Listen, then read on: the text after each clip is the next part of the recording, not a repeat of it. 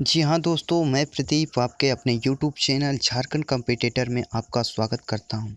जैसा कि आपको पता है, मैं एक सीरीज लेकर आता था जिसमें मैं डेली आपको 50 क्वेश्चन करवाता था मनीष रंजन की बुक से। तो ये मेरा अगला पार्ट यानी पार्ट 3 होने जा रहा है। 101 से 150 क्वेश्चन तक मैं आपके बीच इन सारे क्वेश्चनों को सॉल्व करूँगा यानी मैं बताऊँगा कि इसके आंसर क्या हैं। और हमें उम्मीद होगा होली के कारण दो दिन वीडियो नहीं आया। और आप लोग को होली मुबारक। होली आप लोगों का सही मुद्दा होगा। चलिए बिना देरी किए हुए वीडियो को स्टार्ट करते हैं। तो पहला क्वेश्चन है, हजारीबाग और सीबू क्षेत्र पर किस वंश द्वारा शासन किया गया था? तो हजारीबाग और सीबू क्षेत्र पर मान वंश का शासन किया गया था। किसके वंश द्वारा शासन किया गया था? मान वंश द्वारा शासन किया गया था। नेक्स्ट क्वेश्चन देखते हैं, क्वेश्चन नंबर 101। तो ये रहा क्वेश्चन नंबर 101। मानसिंह की जानकारी का स्रोत गोविंदपुर। मानसिंह का गोविंदपुर जो धनबाद का शिलालेख था, जो कवि यानी किस कवि द्वारा लिखा गया था? तो यह कवि थे गंगाधर। यानी मान वंश की जानकारी का स्रोत गोविंदपुर का शिलालेख था, जो कवि गंगाधर द्वारा लिखित था। किसके द्वारा लिखित था? गंगाधर द्वारा लिखित था। Next question, question number 102। किस जनजाति ने मान वंश राजाओं के अत्याचार से पंचेत क्षेत्र में पलायन किया? मतलब कौन सा जनजाति था जो मान वंश राजाओं के अत्याचार से पंचेत क्षेत्र में पलायन किया था? तो वह थे सबर। सबर जनजाति थे जो मान वंश राजाओं के अत्याचार से पंचेत क्षेत्र में पलायन किए थे। Next question, question number 103। Bagdev Singh किस राज्य की स्थापना की थी? तो यह रामगढ़ राज्य की स्थापना किए थे। बागदेव सिंह जो थे वह रामगढ़ राज्य की स्थापना किए थे। Question number next 104। किस राज्य के शासक के संबंध में कहा जाता है कि वह पहले नागवंशी राजाओं के सामंत थे? तो इसका आंसर है सी, रामगढ़। सॉरी, ये लग गया।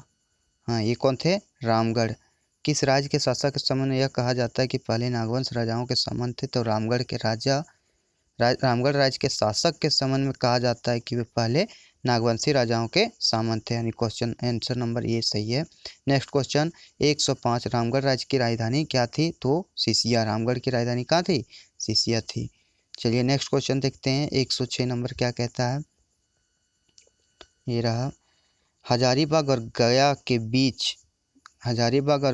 बीच 15वीं सदी के किस राज्य की स्थापना की गई? हजारीबाग और गया के बीच 15वीं सदी के में किस राज्य की स्थापना की गई? तो खड़गडिहा राज्य की स्थापना की गई थी।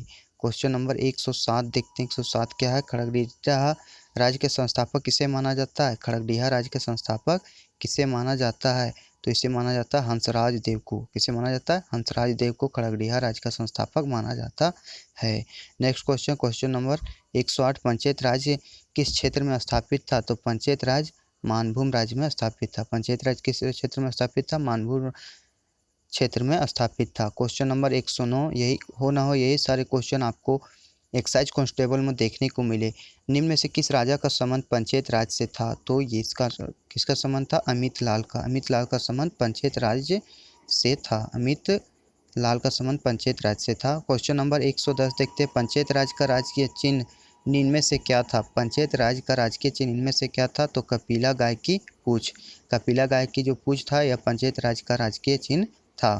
क्वेश्चन नंबर नेक्स्ट देखते हैं। नेक्स्ट क्या कह रहा है? सिंह वंश। सिंह वंश, तो सिंह वंश से देखते हैं। निम्न में से किस स्थान पर सिंह वंश का प्रभुत्व था? किस स्थान पर सिंह वंश का प्रभुत्व था? तो सिंहभूम में। सिंहभूम में सिंह वंश का प्रभुत्व था। क्वेश्चन नंबर 112 देखते हैं। 112 क्या कह रहा है? निम्न में से किसने सिंहभूम को पड़ाहट के सिंह राजाओं की भूमि कहा था? निम्न में से किसने सिंहभूम को पड़ाहट के सिंह राजाओं की भूमि कहा था? तो इसका आंसर है डब्ल्यू हंटर। डब्ल्यू हंटर ने पड़ाहट के सिंह राजाओं की भूमि कहा था। पड़ाहट को सिंह राजाओं की भूमि कहा था। क्वेश्चन नंबर 113 देखते हैं। Sibum Seraikela Kharsawan through the ages पुस्तक के लेखक कौन है? थ्रू द एजेज पुस्तक के लेखक कौन है? टिकैत नृपेंद्र नारायण सिंह। टिकैत नृपेंद्र नारायण सिंह है। क्वेश्चन नंबर 114 देखते हैं। पड़ाहट राज्य के संस्थापक किसे माना जाता है? पड़ाहट राज्य के संस्थापक किसे माना जाता है? तो काशीनाथ सिंह को। पड़ाहट राज्य के संस्थापक किसे माना जाता है? काशीनाथ सिंह को माना जाता है। क्वेश्चन नंबर नेक्स्ट देखते हैं। क्वेश्चन नंबर 15 क्या कह रहा है? किस सिंह वंशीय शासक ने पौरव देवी को अपने राज्य की अधिष्ठात्री देवी के रूप में स्थापित किया था? किस सिंह वंशीय शासक ने पौरव देवी को अपने राज्य की अधिष्ठात्री देवी के रूप में स्थापित किया था? तो इसका आंसर देखते हैं। क्वेश्चन नंबर 115, इसका आंसर है अच्युत सिंह। अच्युत सिंह जो था, ये रहा आंसर। आगे नेक्स्ट क्वेश्चन देखते हैं। नेक्स्ट क्वेश्चन क्या कह रहा है? क्वेश्चन नंबर 116, किस सिंह वंशीय शासक के अत्याचार के फलस्वरूप भूइयां विद्रोह हुआ था? तो भूइयां विद्रोह किसके बीच हुआ था? तो ये जगन्नाथ सिंह थे। कौन थे?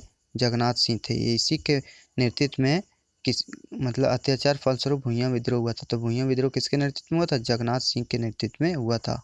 अब क्वेश्चन नंबर 117 देखते हैं। निम्न में से किस राजवंश को नरबलि प्रथा का समर्थक माना जाता है? नरबलि प्रथा का समर्थक ढाल वंश को माना जाता है। नरबलि प्रथा का समर्थक किसे माना जाता है? तो ढाल वंश को माना जाता है। क्वेश्चन नंबर 118 देखते हैं। किसके अनुसार ढाल वंश की स्थापना ब्राह्मण कन्या से उत्पन्न बालक द्वारा की गई थी?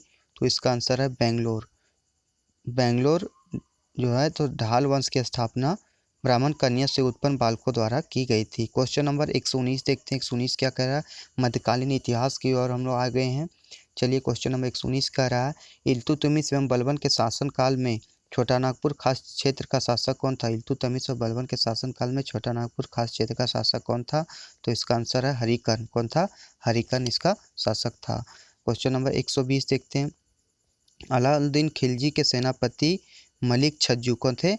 अलाउद्दीन खिलजी के सेनापति मलिक छज्जू ने 1310 ईस्वी में छोटा नागपुर पर आक्रमण कर कर वसूली की थी।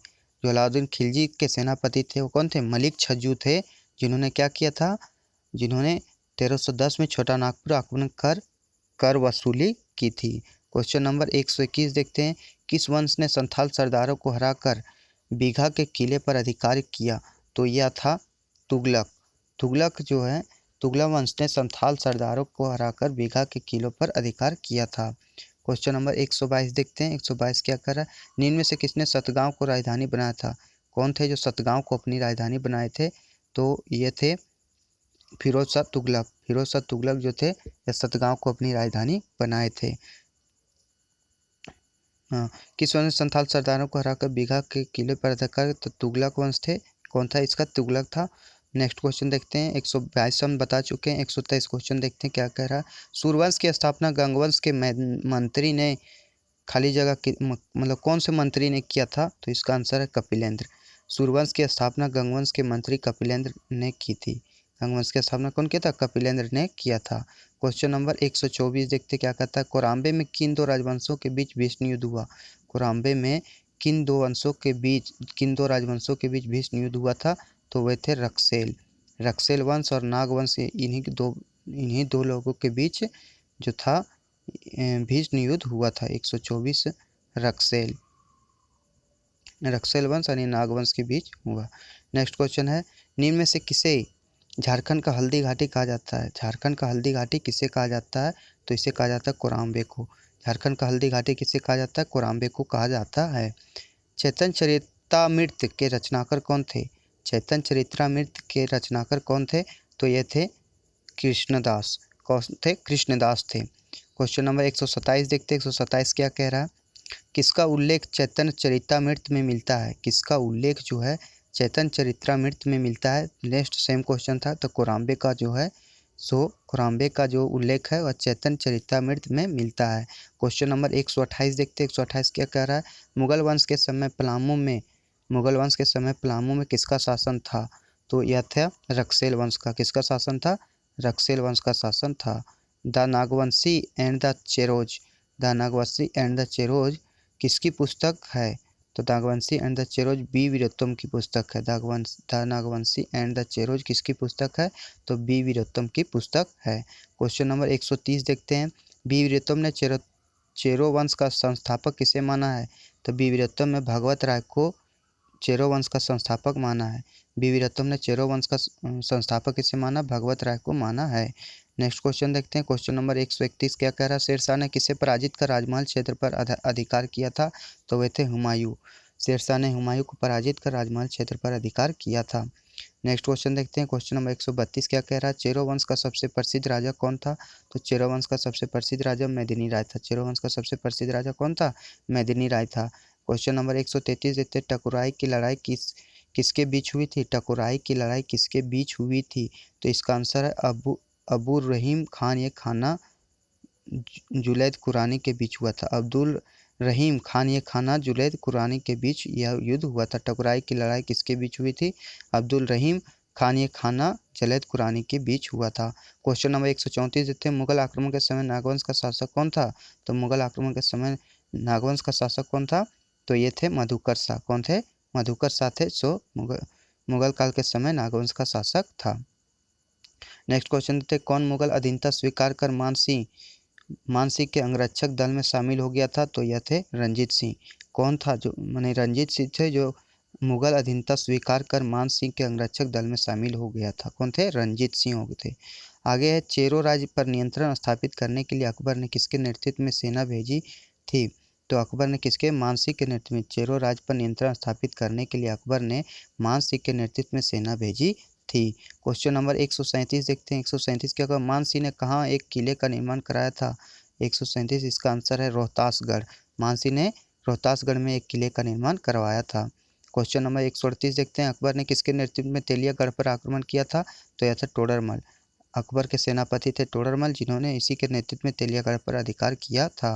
क्वेश्चन नंबर 139 देखते हैं, शंख नदी में पाए जाने वाले हीरे ने किस राजवंश का ध्यान झारखंड की ओर खींचा था। मतलब शंख नदी में हीरा पाए जाने के कारण कौन सा राजवंश था जिन्होंने झारखंड की ओर अपना ध्यान खींचा था। तो वो राजवंश था मुगल वंश। मुगल वंश जो थे वह शंख नदी में पाए जाने वाले हीरे ने मतलब मुगल वंश को अपना ध्यान झारखंड की ओर खींचा था। क्वेश्चन नंबर 140 देखते हैं, अकबर की मृत्यु के बाद किसने मुगलों की अधीनता को मानने से इनकार कर दिया था। मतलब अकबर की जब मृत्यु हो गया था उसके बाद कौन थे जो मुगलों की अधीनता को स्वीकार करने के लिए